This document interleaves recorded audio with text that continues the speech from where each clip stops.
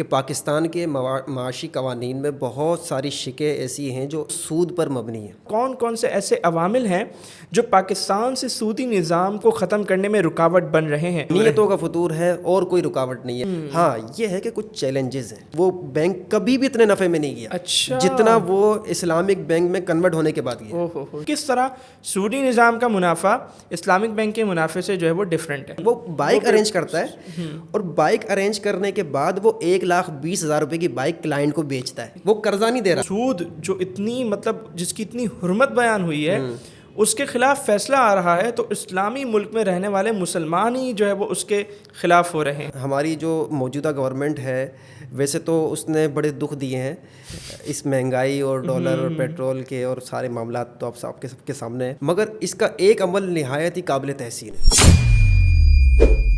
بسم اللہ الرحمن الرحیم، اللہم صلی علی سیدنا و مولانا محمد و آلہ و صحبہ وبارک وسلم۔ السلام علیکم ورحمۃ اللہ وبرکاتہ۔ ڈائریکشن پوڈ کاسٹ حافظ احمد کے ساتھ ایک مرتبہ پھر آپ کو خوش آمدید کہتے ہیں، ایک نئے مہمان اور ایک نئے موضوع کے ساتھ۔ آج ہم کس موضوع پر گفتگو کرنے لگے ہیں وہ بھی آپ کو بتائیں گے، لیکن آج ہم آپ کو پہلے مہمان کی طرف لے کے چلتے ہیں۔ آج جو ہماری پوڈ کاسٹ میں مہمان ہیں وہ ہیں سیلانی ویلفیئر انٹرنیشنل ٹرسٹ کے فاؤنڈر اینڈ چیئرمین حضرت مولانا بشیر فاروق قادری صاحب کے صاحبزادے محمد مدنی رضا۔ السلام علیکم ورحمۃ اللہ۔ وعلیکم السلام ورحمۃ اللہ وبرکاتہ۔ کیسی طبیعت ہے آپ کی؟ الحمدللہ رب العالمین، آپ سنائیں؟ الحمدللہ میں بھی خیریت سے ہوں۔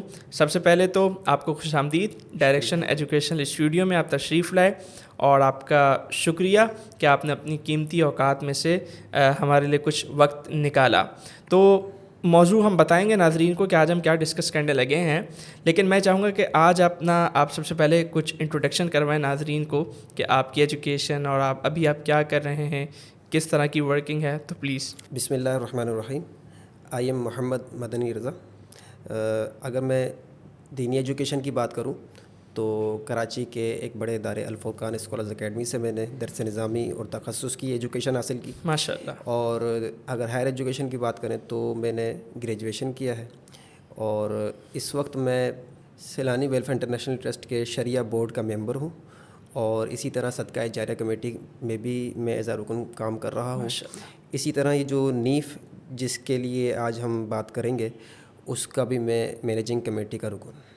ماشاء اللہ، زبردست۔ جی ناظرین، تو آپ نے تعارف سنا محمد مدنی رضا کا، اور اپنے تعارف میں انہوں نے کچھ نہ کچھ اشارہ بھی دے دیا کہ آج ہم کیا بات کرنے لگے ہیں۔ ہم نے جب سیلانی کا نام لیا تو یقیناً آپ یہ شاید سوچ رہے ہوں کہ آج ہم شاید سوشل ورک پہ بات کرنے لگے ہیں، تو ایسا بالکل نہیں ہے، بلکہ میں آپ کو بتاتا ہوں کہ ہم آج کس پہ بات کرنے لگے ہیں۔ دراصل ابھی جب ہم یہ پوڈ کاسٹ ریکارڈ کر رہے ہیں تو اس سے ایک ہفتہ پہلے شہر کراچی میں ایک بڑی زبردست اور شاندار قسم کی کانفرنس کا اہتمام کیا گیا، جس میں ہماری حکومت کی سطح کے بھی لوگ انوالو تھے، اور اس کے علاوہ corporate sector, business man, banking industry, علماء، مدارس، یہ پوری ایک بہت بڑی اور ایک بہت ڈائیورس کمیونٹی جو ہے وہ اس میں انگیج تھی۔ اور اس پروگرام کا جو نام تھا وہ تھا نیشنل اسلامک اکنامک کانفرنس 2023۔ یہ کانفرنس بنیادی طور پہ سیلانی ویلفیئر اور دارالعلوم میمن کے اشتراک سے، ان دونوں اداروں کی کولیبریشن کے ساتھ جو ہے وہ اس کا انعقاد کیا گیا تھا۔ تو جیسا آپ نے سنا کہ محمد مدنی رضا یہ اس کی مینیجنگ کمیٹی کا پارٹ ہیں، اس ٹیم کا حصہ ہیں، تو آج ہم نے ان کو یہاں اس لیے مدعو کیا ہے تاکہ ہم اس کانفرنس پہ بات کریں۔ لیکن میں آپ کو یہ بھی بتانا چاہوں گا کہ اس فورم یعنی نیشنل اسلامک فورم پہ بات تو ہم کریں گے، لیکن ایسا نہیں ہے کہ ہماری بات صرف اس پہ ہوگی، اس کے ضمن میں ہم بہت ساری امپورٹنٹ چیزوں کو آج ڈسکس کرنے لگے ہیں۔ وہ انشاءاللہ جب آپ گفتگو سنیں گے، گفتگو آگے بڑھے گی تو انشاءاللہ آپ جانیں گے کہ وہ کیا اہم موضوعات ہیں معیشت سے ریلیٹڈ اور ہماری حکومت سے ریلیٹڈ، پاکستان کے مستقبل سے ریلیٹڈ، کہ جس کے بارے میں ہم انشاءاللہ گفتگو کرنے لگے ہیں۔ تو مدنی بھائی، سب سے پہلے ہمارے ناظرین کو تعارف کروائیں نیف نیشنل اسلامک اکنامک فورم کا، کہ اس کا خیال کیسے آیا، کیا مقاصد تھے, کیا جو ہے وہ فوائد اس کانفرنس سے حاصل ہوئے, تو اس پہ ذرا روشنی ڈالیں. احمد بھائی دیکھیں, پاکستان اسلامی ملک ہے بالکل, اور اسے بنایا بھی اسلام کے نام پر ہے, مگر آج سے 35 سال پہلے اس بات کو ریلائز کیا جا چکا ہے کہ پاکستان کے معاشی قوانین میں بہت ساری شقیں ایسی ہیں جو اسلامی نظام کے خلاف ہیں اور وہ سود پر مبنی ہیں. مگر اس 35 سال کے دورانیے کو دیکھتے ہیں تو اس میں جو اس کے لیے اقدامات کیے گئے ہیں وہ بہت ناکافی ہیں, یعنی یہ سمجھ لیجئے آٹے میں نمک کے برابر. تو اس کیس کی حساسیت کا اندازہ لوگوں کو اتنا نہیں ہے جتنا ہونا چاہیے. یقیناً. تو نیف کے اقدام کا سب سے بڑا مقصد ہی یہی ہے کہ جو بھی پرائیویٹ سیکٹرز ہوں یا سرکاری ادارے ہوں جن کا تعلق فائنینس سے ہے, ان کو اس اہمیت کا احساس دلانا اور اس کے حوالے سے عملی اقدام کو بڑھانے کے لیے پیش رفت کرانا اس کا سب سے بڑا مقصد. بہت خوب جی, بالکل. اور اس سال جو نیف 2023 کانفرنس ہوئی, اس کی جو ٹیگ لائن تھی یا اس کی جو مین ہیڈنگ تھی وہ یہی تھی کہ defining a road map for Islamization of Pakistan economy. تو یقیناً یہ ایک بہت اچھا قدم ہے, اور جیسا آپ نے ذکر کیا کہ جو کوششیں ہیں وہ آٹے میں نمک کے برابر ہیں. اچھا, میں آپ کو یہاں ایک اور بات بتاتا چلوں کہ ہر دور میں علماء اہل سنت نے اس میں اپنا کردار ادا کیا ہے الحمدللہ. اگر اس دور میں دیکھیں تو مفتی منیب الرحمان صاحب جو مفتی اعظم پاکستان ہیں, انہوں نے بھی اپنے جو لائف کا بڑا حصہ ہے وہ اسلامی معیشت کے حوالے سے کام کیا. اس سے پہلے جامعہ نعیمیہ کے سرپرست اعلیٰ شجاعت علی قادری صاحب, اسی طریقے سے لاہور کے نظام جامعہ نعیمیہ کے جو سرفراز نعیمی رحمۃ اللہ تعالیٰ علیہ کے جو بھی والد محترم تھے محمد حسین صاحب, پیر کرم شاہ زری صاحب, تو ان کی کاوشوں کو مزید آگے بڑھانا کہ جو جس مشن کو لے کر وہ چلے ہیں کہ پاکستان سود سے پاک ہو, تو انہوں نے تو اپنی زندگیوں میں اپنا کردار ادا کر لیا. اب ان کے مشن کو آگے بڑھاتے ہوئے اس کو عملی جامہ پہنانا اور اصل مقصد تک پہنچنا تاکہ ہمارا ملک ربا فری ہو جائے. بالکل. اچھا, آپ نے وفاقی شرعی عدالت کے بارے میں بتایا کہ ان کا فیصلہ آیا تھا, تو اس کے بارے میں آپ تھوڑا بتا سکتے ہیں کہ وہ فیصلہ کیا تھا, اس کی اگر تھوڑی وضاحت ہو جائے ناظرین کے لیے. اچھا, سب سے پہلے ہمیں اس کے لیے تھوڑا ماضی میں جانا پڑے گا. پاکستان کے اندر وفاقی شرعی عدالتیں غالباً 1979 کے اندر 1989 میں اس کا آغاز کیا گیا. پھر اس عدالت نے 1991 میں یہ فیصلہ دیا کہ پاکستان کی جو معاشی قوانین ہیں اس میں سے بہت ساری شقیں 8 شقیں ایسی ہیں جو مکمل سود پر مبنی ہیں, اور 17 شقیں ایسی ہیں جن کے اندر سود کے پارٹس شامل ہیں جزواً وہ اسلامی قوانین کے خلاف. پھر 1999 میں پاکستان کی جو ہائی کورٹ ہے سپریم کورٹ جی, اس نے اس فیصلے کی توثیق کر دی کہ ہاں بھائی شرعی عدالتوں نے جو فیصلہ کیا وہ بالکل درست کیا. لیکن پھر کیا ہوا کہ 2000 میں اس کے خلاف اپیلیں کی گئی, اور 2002 میں اس فیصلے کو اس فیصلے پر یوں سمجھیے کہ اسٹے لے لیا گیا, اور اس کے بعد اس پر دوبارہ یعنی یہ دیکھیں کتنی عجیب بات ہے, اسلامی ملک میں رہتے ہیں اور سود جو اتنی مطلب جس کی اتنی حرمت بیان ہوئی ہے اس کے خلاف فیصلہ آ رہا ہے, تو اسلامی ملک میں رہنے والے مسلمان ہی جو ہے وہ اس کے خلاف ہو رہے ہیں. ہاں, پھر اسٹے لیا گیا. اب آپ کو پتہ ہے ہماری عدالتوں کا نظام 2002 میں جب اسٹے لیا گیا تو 2013 تک تو اس پر کوئی ہیئرنگ ہی نہیں ہوئی. اچھا, 2013 کے بعد اس پر دوبارہ سے ورک شروع کیا گیا, اور پھر اپریل 2022 میں یہ بات ریلائز ہوئی کہ 1990 میں جو وفاقی شرعی عدالتوں کا فیصلہ تھا جسے 1999 میں سپریم کورٹ نے ایکسیپٹ کیا تھا, وہ ایکسیپٹ کرنا اور وہ ان کا فیصلہ بالکل درست تھا. اور پھر سپریم کورٹ نے حکومت پاکستان کو 5 سال کا وقت دیا کہ آپ 2027 یعنی 2027 کے اینڈ میں آپ پاکستان کو مکمل ربا فری کریں.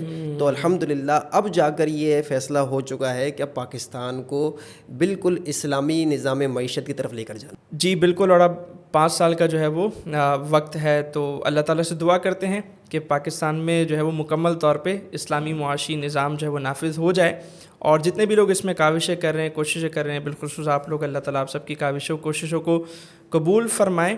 اور اس میں جیسا آپ نے ذکر کیا علماء کا، تو یقیناً ان کا ایک بہت بڑا کردار ہے، اور بالخصوص جو وفاقی شرعی عدالت کا جو فیصلہ ہے یا سپریم کورٹ کی جو شرعی اپیلیٹ جو بینچ تھی، اس میں جو ہے وہ مفتی تقی عثمانی صاحب جو ہیں ان کا بھی ایک کردار جو ہے وہ اس میں کافی رہا ہے۔ اچھا، یہاں میں آپ کو ایک اور بھی بات بتاؤں کہ جب اپریل میں اس کا یہ فیصلہ آیا کہ 5 سال میں پاکستان کو ربا فری کرنا ہے، تو بھی ہمارے اداروں کی سمجھ لیجئے کہ کیا کہیں کہ ایک بار پھر اس پر نظر ثانی کی اپیل کر دی گئی۔ اچھا، یہ تو ہماری جو موجودہ گورنمنٹ ہے ویسے تو اس نے بڑے دکھ دیے ہیں اس مہنگائی اور ڈالر اور پیٹرول کے اور سارے معاملات تو آپ سب کے سامنے ہیں، مگر اس کا ایک عمل نہایت ہی قابل تحسین ہے۔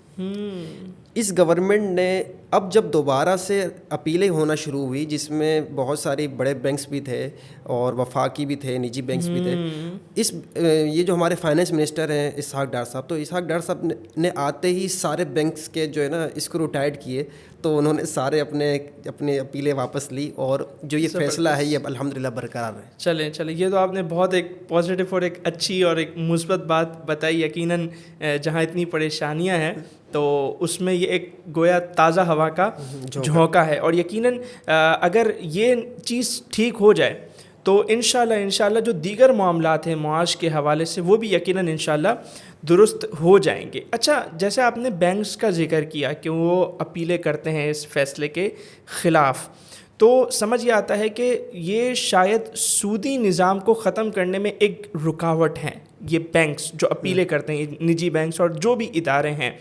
مزید آپ کیا سمجھتے ہیں، یہ تو ایک پوائنٹ ہو گیا نا، مزید آپ کیا سمجھتے ہیں کہ اور کون کون سے ایسے عوامل ہیں جو پاکستان سے سودی نظام کو ختم کرنے میں رکاوٹ بن رہے ہیں، اور اس کے ساتھ ساتھ اس کا حل کیا ہو سکتا ہے؟ دیکھیں، رکاوٹ تو کوئی نہیں ہے، اچھا، صرف ارادوں کی کمی ہے اور ول پاور کی کمی ہے، یعنی اخلاص، نیت کا فتور ہے، نیتوں کا فتور ہے، اور کوئی رکاوٹ نہیں ہے۔ آپ دیکھیں ابھی ہمارے سامنے فیصل بینک کی مثال ہے۔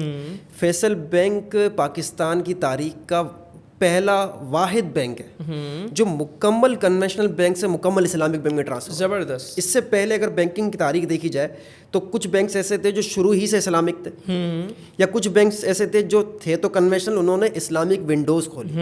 ایم آئی بی کو دیکھ لیتے ہیں تو انہوں نے ایک پورا پارٹ اسلامک قائم کر دیا، لیکن فیصل بینک ایسا بینک ہے جو بالکل کنونشنل بینک سے بالکل اسلامک بینک میں کنورٹ ہو گیا۔ اور اگر ہم اس کی بیلنس شیٹ دیکھتے ہیں تو فیصل بینک کی تاریخ میں وہ بینک کبھی بھی اتنے نفع میں نہیں گیا اچھا، جتنا وہ اسلامک بینک میں کنورٹ ہونے کے بعد گیا۔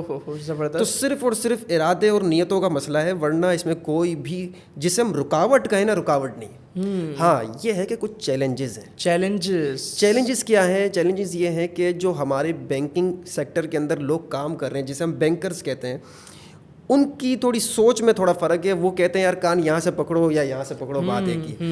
ہوتا یہ ہے کہ جو اسلامک بینکنگ کے اندر جو پروسیس ہیں، جو اسٹیپس ہیں، وہ اس کو اسٹیپ کو سمجھتے نہیں ہیں، اور وہ جو ہے صرف اور صرف پیپر ورک تو پورا کر لیتے ہیں، مگر اسلامک بینک کا جو معیار ہے اور جو اسلامک بینکنگ کی بنیاد ہے نا، وہ ہے کاروبار، خرید و فروخت، اجارہ۔ تو ان ٹرمز اور ان موڈیولز پر وہ کام نہیں کر رہے ہوتے، اور صرف نالج نہ لینے کی وجہ سے یہ ایک مسئلہ ہے۔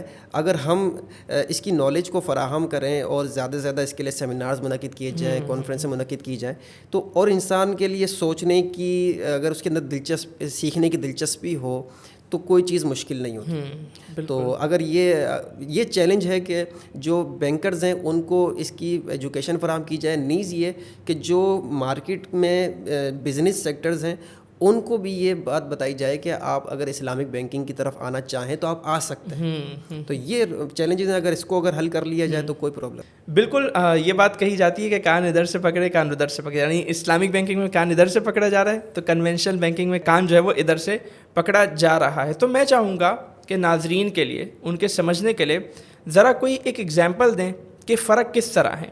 یعنی وہ تو کہہ رہے ہیں فرق نہیں ہے، آپ کہہ رہے ہیں فرق ہے، پریکٹسز میں زمین و آسمان کا فرق ہے، عمل میں، طریقہ کار میں۔ تو ایک کوئی مثال ایسی پیش کر دیں جس سے ناظرین کو یہ سمجھنے میں آسانی ہو کہ کس طرح سودی نظام کا منافع اسلامک بینک کے منافع سے جو ہے وہ ڈیفرنٹ ہے۔ دیکھیں، میں آپ کو ایک مثال دینا چاہتا ہوں، اللہ کرے کہ اس سے سمجھ میں آ جائے۔ اگر ایک شخص ہے جس سے بائک چاہیے، وہ کنونشنل بینک میں جاتا ہے. کنونشنل بینک والوں کو کہتا ہے کہ بھائی مجھے بائک چاہیے, وہ چیزیں چیک کرتے ہیں, اپنے پروسیس دیکھتے ہیں اور اس کو 1,00,000 روپے قرضہ دے دیتے ہیں. صحیح ہے, دے دی. اور اس کو کہتے ہیں کہ بھائی آپ نے جو ہے مثال کے طور پر سال کے آخر میں قسطوں کے حساب سے 1,20,000 روپے دوبارہ دینے. ٹھیک ہے.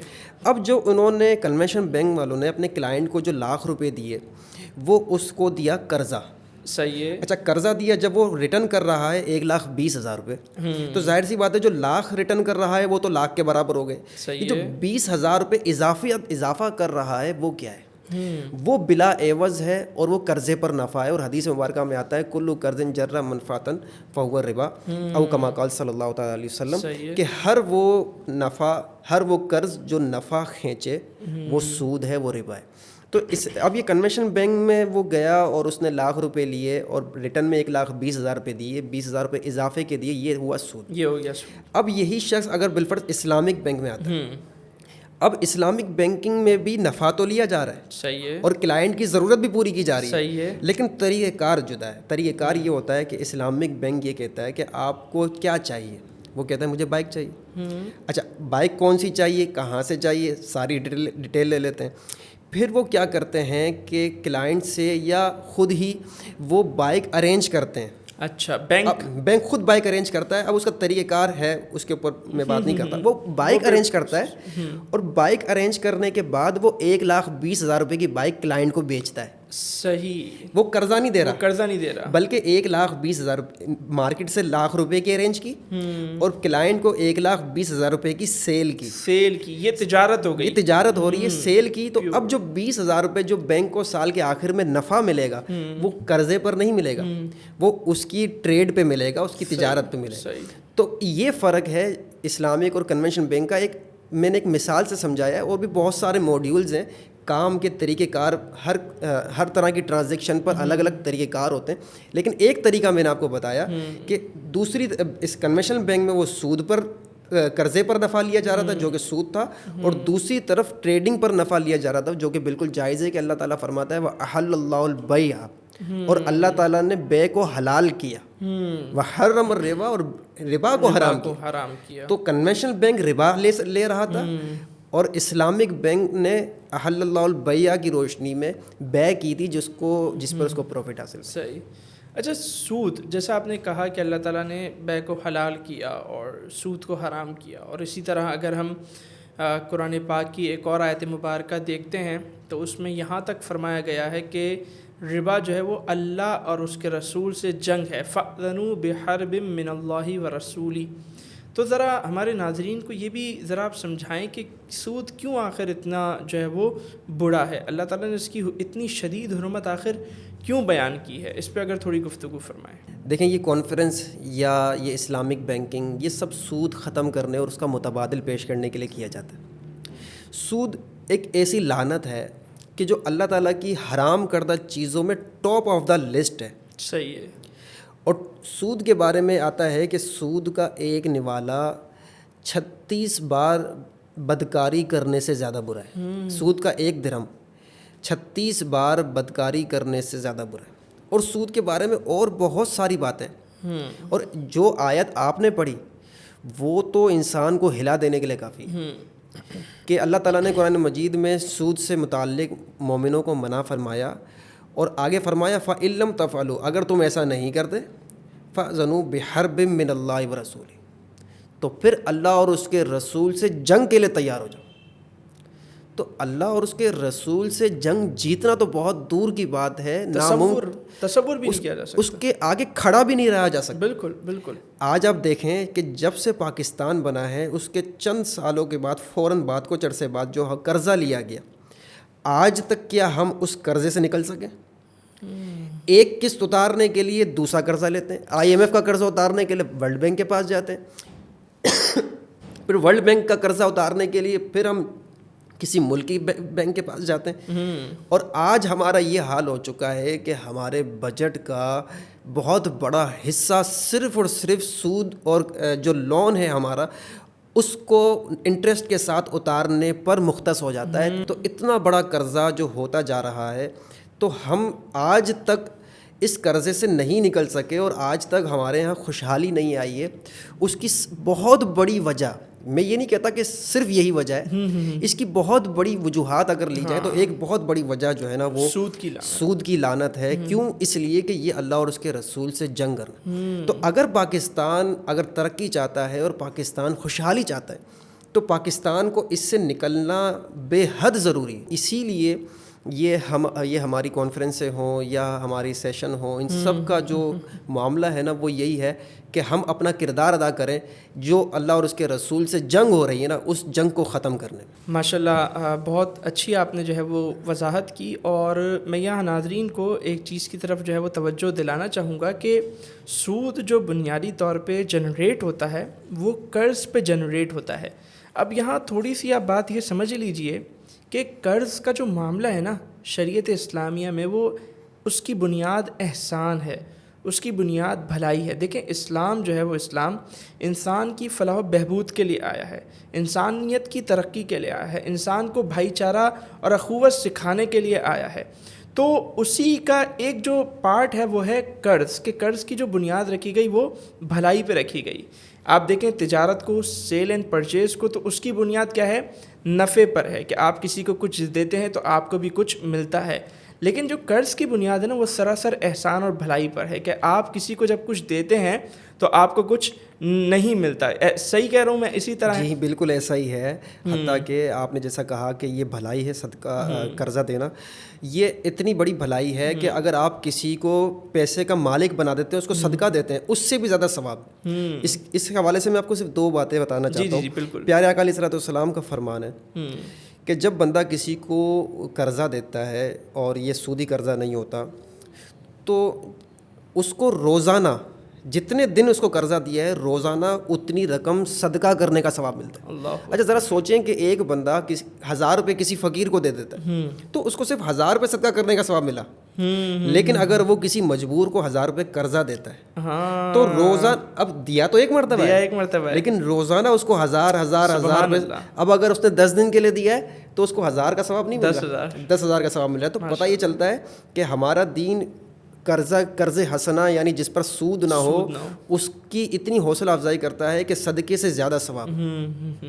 بالکل بالکل۔ اچھا ہو سکتا ہے کہ یہاں ناظرین کے ذہن میں ایک سوال پیدا ہو جائے کہ اسلامک بینک جو ہے وہ قرضہ کیوں نہیں دے دیتا، وہ قرض حسنہ کیوں نہیں دے دیتا؟ تو میں یہاں اس سوال کی وضاحت تھوڑی ضروری سمجھتا ہوں کہ دیکھیں بینکنگ کا جو سسٹم ہے نا، بینکنگ الگ طریقے سے کام کرتا ہے، بینکنگ کا ایک ماڈیول ہے۔ بینکنگ جو ہے وہ اگر آپ کو قرضہ دے گا تو وہ اپنے اخراجات کیسے نکالے گا؟ اسی لیے بینک صرف قرض آپ کو نہیں دے سکتا۔ دیکھیں کنونشنل بینک جو کام کر رہا ہے وہ آپ کو قرض دے رہا ہے اور اپنے اخراجات کیسے وہ نکال رہا ہے؟ جو آپ سے وہ انٹرسٹ لے رہا ہے۔ لیکن اسلامک بینکنگ اگر آپ کو قرض دے گا، اسلامک بینک اگر آپ کو قرض دے گا تو وہ اپنے اخراجات کیسے نکالے گا؟ کیونکہ وہ سود تو آپ سے لے نہیں رہا۔ اس لیے اسلامک بینکنگ کا جو ماڈیول ہے وہ قرض پہ ڈیپینڈ نہیں کرتا، بلکہ وہ جو ہے وہ تجارت پہ، جیسے انہوں نے شروع میں وضاحت دی کہ وہ کاروبار پہ ڈیپینڈ کرتا ہے، کہ وہ آپ کی ایک طرف ضروریات بھی پوری کر دیتے ہیں اور ان کو بھی جو ہے وہ نفع مل جاتا ہے، ان کا بھی جو ہے وہ سلسلہ جو ہے وہ چلتا رہتا ہے۔ لیکن دوسری طرف ہم جب دیکھتے ہیں کہ اگر ہم اگر اسلامک بینکنگ سے باہر ہٹ کر ہم دیکھیں، لوکل گراؤنڈز پہ اگر ہم دیکھیں تو وہاں جو قرضہ دیا جا رہا ہوتا ہے تو وہاں یقیناً جو ہے وہ احسان ہوتا ہے، بھلائی ہوتی ہے۔ اور پھر اسلامک بینکنگ کا ایک فائدہ یہ بھی آپ نے سنا کہ جیسے پاکستان ہے، پاکستان جو ہے وہ قرض لیتا ہے اور وہ سود پہ لیتا ہے، تو اتنے سال گزر گئے ہیں اور وہ سود جو ہے وہ اتر نہیں پایا، وہ قرضہ جو ہے وہ اتر نہیں پایا۔ تو اس کی وجہ کیا بنی؟ اس کی وجہ وہی سود کی لعنت بنی، کہ سود ہے تو قرضہ اتر نہیں پا رہا، انٹرسٹ ہے تو قرضہ جو ہے وہ ہم نہیں اتار پا رہے۔ اچھا مدنی بھائی بات کو تھوڑا آگے بڑھاتے ہیں، اور اب میں آپ سے یہ سوال یہ کروں گا کہ سود کو ختم کرنا ہے نا، معیشت کو اسلامائز کرنا ہے، اسلامک طریقہ کار کے مطابق چلانا ہے، تو اس میں اسلامی بینکاری کو کیوں اتنا پروموٹ کیا جا رہا ہے؟ دیکھیں اسلامک بینکاری کے ہم نمائندے نہیں ہیں، نہ ہماری کوئی پرسنٹیج فکس ہے، صحیح اور نہ ہی اسلامک بینکنگ کوئی اپنے نمائندے اس طرح چھوڑتی ہے کہ بھائی آپ جائیں اور اسلامک بینکنگ کی فضائل بیان کریں تاکہ آپ کو پیسے ملیں گے۔ نہیں، ایسا مسئلہ نہیں ہے۔ مسئلہ یہ ہے کہ دیکھیں کسی بھی ملک کی معیشت 50 to 60% جو ہے نا وہ بینکنگ کے نظام سے مربوط ہوتی ہے، اور بینکنگ کا نظام یا فائننس سیکٹر سے جڑنے کا جو معاشی نظام ہے وہی آفیشیل نظام کہلاتا ہے صحیح آج کے زمانے میں اور ہر ملک جو ہے نا اکثر ان کا معیشت کا دار و مدار اس بینکنگ کے ذریعے ہوتا ہے. صحیح پیسوں کا لین دین ہو، پے آرڈرز ہوں، چیکس ہوں، یہ سب بینکنگ کے ذریعے ہوتی ہے. رقم کی منتقلی ہو، رقم ایک جگہ سے دوسری جگہ ٹرانسفر کرنی ہو، یہ سب بینکنگ کے ذریعے. صحیح. اب بات یہ ہے کہ اگر ہم کنونشنل بینک کے بارے میں اتنی بات کریں گے کہ یار یہ صحیح نہیں ہے، اس میں یہ مسئلہ ہے وہ مسئلہ ہے، تو پھر لوگ کہیں گے ہاں بھائی آپ کہہ تو صحیح رہے ہو، لیکن ہم اس پہ چل نہیں سکتے، ہم اس کو چھوڑ نہیں سکتے، کوئی آلٹرنیٹو تو دیجیے. اس لیے پھر اسلامک بینکنگ کی ضرورت پڑی. صحیح. اب بات یہ ہے کہ اسلامک بینکنگ بھی بہت زیادہ کوئی ایسا نہیں ہے کہ بہت بیسٹ چیز ہے، بلکہ یہ ہم کہہ سکتے ہیں کہ یہ اس سے بیٹر ہے. میں آپ کو مثال دیتا ہوں. ایک آپ کو لیکوڈ کی ضرورت ہے. صحیح ہے. آپ کو لیکوڈ چاہیے کسی بھی چیز، چاہے اپنی زندگی بچانے کے لیے یا ناپاکی دور کرنے کے لیے لیکوڈ چاہیے. ایک گلاس میں شراب ہے اور ایک گلاس میں مٹیالہ پانی ہے، مٹی والا پانی. اب مٹی والا پانی کوئی اچھا نہیں ہے آپ کے لیے، مگر آپ کو ضرورت ہے اور آپ کے پاس یہ دو ہی آپشن ہے. جی. تو آپ کیا کریں گے؟ شراب تو ظاہر سی بات ہے ناپاک ہے، حرام ہے. تو اب آپ اس کے بجائے مٹیالے پانی کو لیں گے تاکہ آپ گناہ سے بچ جائیں، ناجائز اور حرام سے بچ جائیں. تو بالکل یہی چیز ہے کہ اسلامک بینکنگ کے بارے میں 3 طرح کی رائے ہیں. ایک کہتے ہیں کہ یار 100% صحیح، ہم اس کو نہیں مانتے کہ 100%. اچھا، کچھ بعض کہتے ہیں کہ یار یہ صرف باتیں ہیں، کان یہاں سے پکڑو کان ایسے پکڑو، ایک ہی بات ہے. وہ بھی بالکل غلط ہے، وہ غلط کہتے ہیں بالکل. اصل درمیانی راہ بہتر یہ ہے، وہ یہ کہ اسلامک بینکنگ 100% شریعہ بیسڈ جس طریقے سے ہونی چاہیے اس طرح ہو سکی نہیں ہے. ابھی دیکھیں پاکستان کے اندر 100 میں سے 20% اسلامک بینکنگ. صحیح ہے. اچھا، یہ جو 20% ہے یہ بھی 100% شریعہ کمپلائنٹ نہیں ہوئی. ہاں، یہ اس کے اندر بہت سارے معاملات ایسے ہوتے ہیں کہ وہ سود تو نہیں ہوتا ہے، لیکن اس کے باوجود بھی کہیں نہ کہیں وہ ایسے ہو جاتے ہیں جو اسلامی قوانین کی خلاف ورزیاں بھی ہو جاتی ہیں. کام کی اسپیڈ میں، کام کے طریقہ کار میں کہیں نہ کہیں خرابیاں آ جاتی ہیں. لیکن ضروری نہیں ہے کہ وہ سود بھی ہو. لیکن اگر کسی کو بینکنگ کے بغیر چارہ ہی نہیں ہے اور بینکنگ ضروری ہے، اور جیسے ہم کہتے ہیں کہ ٹائم ویلیو آف منی، تو کسی کو قرضہ لینا ہے یا قرضہ دینا ہے، اس کو پیسے چاہیے، وہ کام نہیں کر سکتا. بہت سارے لوگ ایسے ہیں جن کے پاس کیش ہے مگر وہ کوئی کاروبار نہیں کر سکتے، ان کو ماہانہ خرچہ چلانا ہے. تو اب وہ کیا کریں گے؟ اب وہ کاروبار تو کر نہیں سکتے، ان کو پیسے بھی چاہیے. اگر وہ پیسے اپنے خرچ کرنا شروع کر دیں تو ایک وقت آئے گا وہ سارے پیسے ختم ہو جائیں گے. تو ایسے بہت ساری ضرورتیں ہیں کہ جہاں بینکنگ ضروری. ہاں، اور بینکنگ اس کے لیے ایک ریلائبل آپشن ہے. اب کیا کریں کہ اگر بینکنگ سے اگر ہم اس کو ڈائریکٹ یہ نہیں کہہ سکتے کہ آپ بینک سے اکاؤنٹ ہی ختم کر دیں. ہاں، بہت سارے ایسے لوگ رہے ہیں ہمارے پاکستان میں، ہم نے ایسے لوگوں سے ملاقات کی ہے کہ جن کا کافی عرصے سے بینک اکاؤنٹ تھا ہی نہیں. جب اسلامک بینکنگ آن ہوئی تو انہوں نے بینکنگ کا اکاؤنٹ اپنا اوپن کیا. لیکن سب ایسے نہیں ہیں. تو ان کے لیے ضروری یہ تھا کہ ان کے لیے اسلامی بینکنگ ہوتی.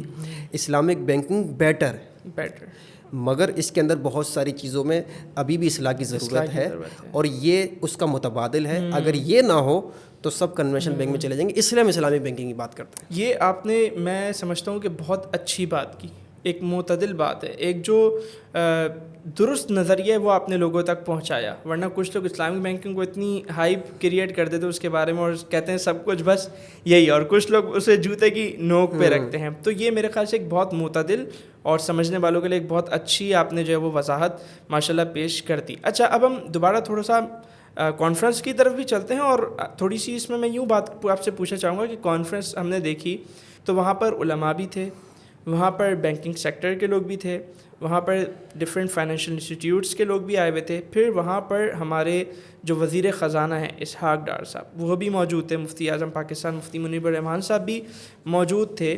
تو آپ نے مختلف طبقات کو، اپنے مختلف شعبہ زندگی سے تعلق رکھنے والے لوگوں کو اپنے انگیج کیا ہوا تھا.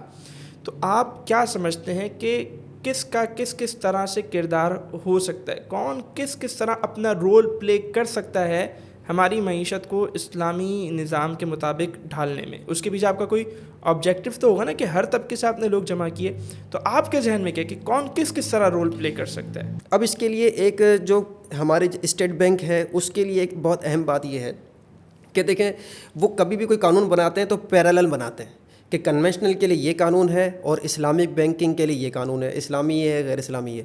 تو بھائی آپ اسلامی قانون ہی بنائیں. صحیح. اب جب جیسے مثال کے طور پر آج سے 30-35 سال پہلے جب اسٹیٹ بینک میں اسلامی قوانین نہیں تھے, اسلامی بینکنگ کے لیے نہیں تھے, تو سب کنونشنل بینک کے لیے تھا. ہاں. تو جب ایک وقت اتنا بڑا آپ نے گزار لیا کنونشنل قوانین کے مطابق, تو اگر ہم چاہتے ہیں کہ ہم پاکستان کو اسلام ربا فری کریں تو پاکستان کے جو قوانین ہیں, معاشی قوانین ہیں, وہ صرف اسلامی ہی رکھیں. بھائی جس کو کام کرنا ہے وہ اسلامی قانون کے مطابق. آپ نے پہلے جب ایک آپشن پہ کام کیا ہے تو اب بھی آپ ایک آپشن پہ کام کر سکتے ہیں نا. ہاں, ایک ہی آپشن پہ کام کر سکتے ہیں. دوسرا جیسے یہ جو ٹیکسز کے قوانین ہیں وہ تقریباً ہی اسلام مخالف ہیں, تو ان کو اسلام کے مطابق کیا جائے. اسی طریقے سے جو بینک ہمارے جو سرکاری لوگ ہیں, اگر وہ کوئی اپنا موٹر وے بنانے کے لیے شیڈز دیتے ہیں, یا وہ کوئی پروجیکٹ کے لیے یا ریلوے کے لیے یا کسی بڑی فیکٹری کے لیے کوئی حکومت انیشیٹ کرتی ہے تو اپنے شیئرز مارکیٹ میں دیتی ہے. تو شیئرز جب وہ اپنی مارکیٹ میں دیتی ہے تو وہ اسلامک حقوق مارکیٹ میں وہ دیں, تاکہ لوگ جو ہیں وہ اسلامک حقوق بہت سارے اجارہ بیسڈ ہوتے ہیں, شراکت بیسڈ ہوتے ہیں, تو وہ اسلامک حقوق دیں گے تو ان کی طرف سے بھی اسلامی قوانین کو پروموشن ملے گی. صحیح. اچھا, دوسری طرف ہے نجی سیکٹر اور نجی اداروں کی بات کریں تو مفتی اعظم پاکستان مفتی منیب الرحمان صاحب ایک مرتبہ یہ جو انہوں نے بات کہی, بڑی پتے کی بات کی. اس کا خلاصہ یہ ہے کہ اگر یہ جو بزنس سیکٹرز کے لوگ ہیں, جو فیکٹریاں چلا رہے ہیں, انڈسٹریز والے ہیں, کاروباری لوگ ہیں, ٹریڈنگ کرنے والے ہیں, اگر یہ اپنا ذہن بنا لیتے ہیں کہ بھائی ہم نے اسلامک قوانین کے مطابق ہی بینکاری سے کام لینا اور ہم نے جو ہے نا سارے کام شریعہ کمپلائنس کرنے, تو بینک سارے مجبور ہو جائیں گے اس بات پر کہ وہ اپنے آپ کو اسلامک کریں. ظاہر سی بات ہے, جب کوئی سود لینے جا ہی نہیں رہا تو کنونشنل بینک کیا کرے گا؟ جب وہ خریدار ہی نہیں رہا کوئی, تو بیچنے والا کیا بیچے گا؟ جی. تو ہمارے جو بزنس سیکٹر کے لوگ ہیں انہیں بھی اپنا کردار ادا کرنا چاہیے کہ اگر ان کو بینک میں پیسے رکھنے ہیں یا بینک سے پیسے نکلوانے ہیں, اگر وہ ان کو نفع لینا ہے یا نفع دینا ہے, وہ اسلامک ٹرمز کو فالو کریں, اسلامک بینکنگ کی طرف رجوع کریں. تو لازم سی بات ہے جس طریقے سے فیصل بینک نے اپنا انیشیٹ لیا, انہوں نے تو رضامندی سے لیا, خوشی سے لیا.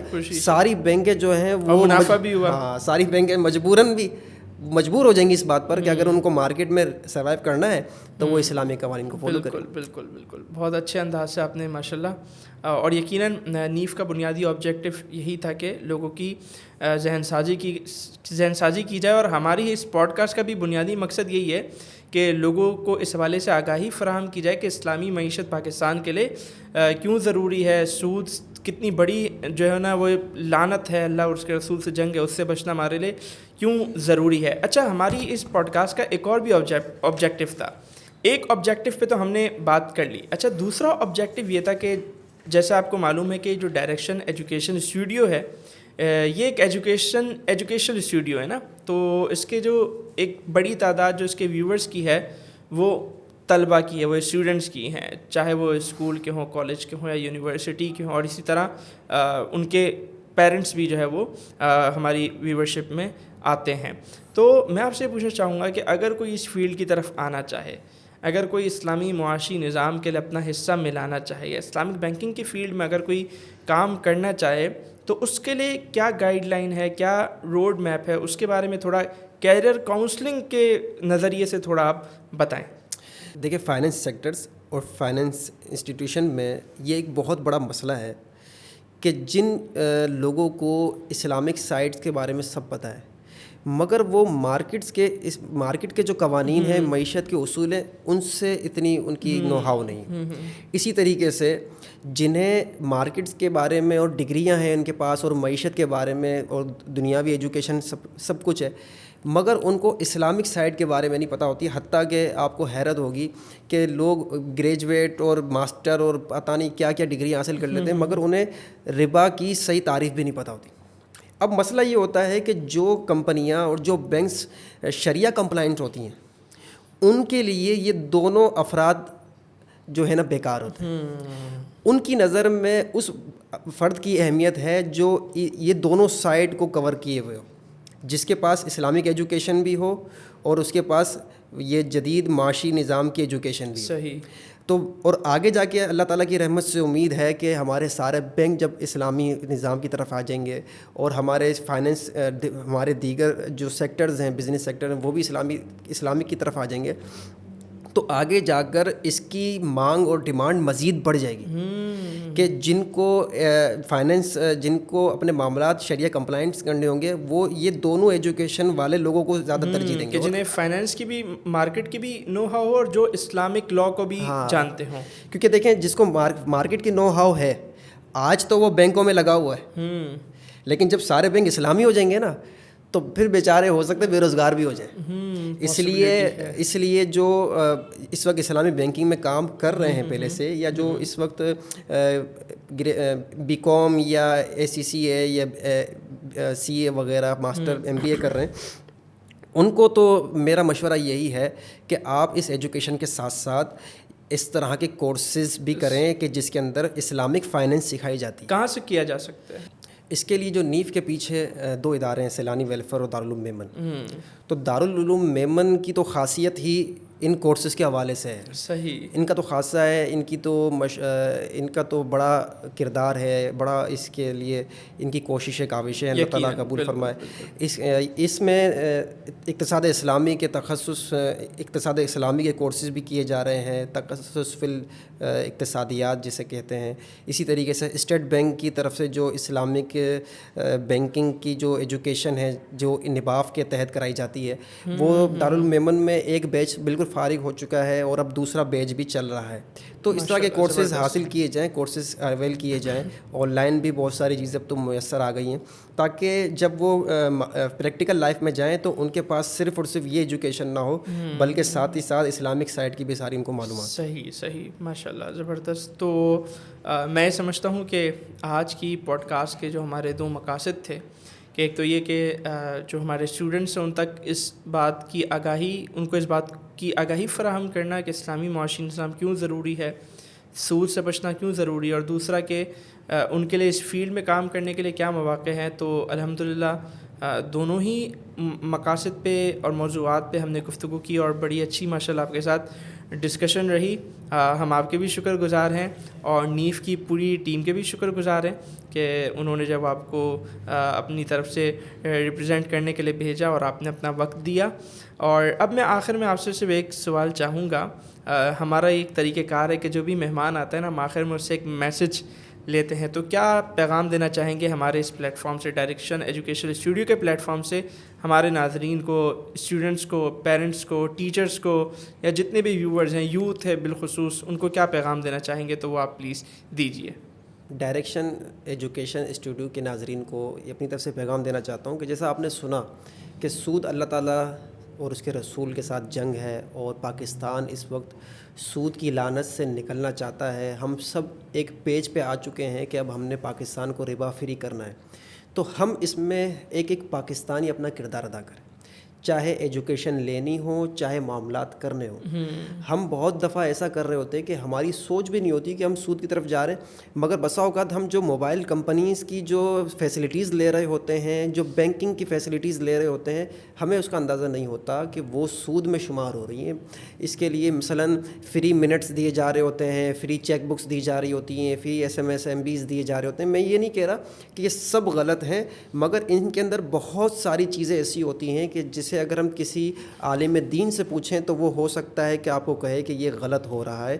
لہٰذا ہم اپنے ذریعے یہ کام شروع کریں کہ ہم پاکستان کو ربا فری کرنا چاہتے ہیں, تو ہم اپنا کردار ادا کریں کہ ہم یہ عہد کریں کہ ہم اپنے کسی بھی معاملے میں نہ سود کو لینے کا کریں, نہ سود دینے والا معاملہ کریں. ہمیں اللہ تعالیٰ اس کی توفیق عطا فرمائے. ایجوکیشنل, تربیہ, parenting, character building, career counselling سے ریلیٹڈ کوالٹی کنٹینٹ دیکھنے کے لیے ڈائریکشن ایجوکیشن اسٹوڈیو کے پیج کو اور یوٹیوب چینل کو ضرور سبسکرائب کیجیے, لائک کیجیے, فالو کیجیے. اور اگر آپ چاہتے ہیں کہ ہم کسی موضوع پر گفتگو کریں تو آپ ہمیں کمنٹس میں اپنی رائے سے آگاہ کر سکتے ہیں.